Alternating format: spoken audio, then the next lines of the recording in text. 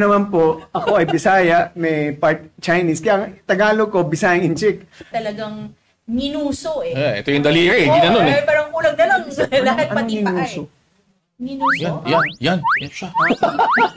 Yan ba yung pag yung magkatabi kayo? Tapos, sino ang may sagot nitong bill na to? Siya. Yan.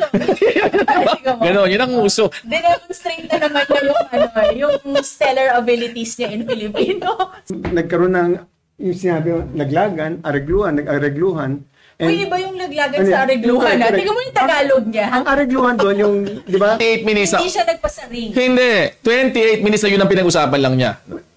Hindi siya nagpasaring. Hindi aside.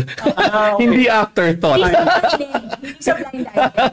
Boss, yung ngiting aso, hindi yun hindi yun positive. Ano ba ibig sabihin ng ngiting aso? O, tignan mo, hanggang hindi alam yung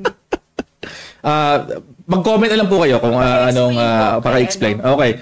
Claude AR. Attorney Abby, ang luma na ng showbiz linggo. Truly.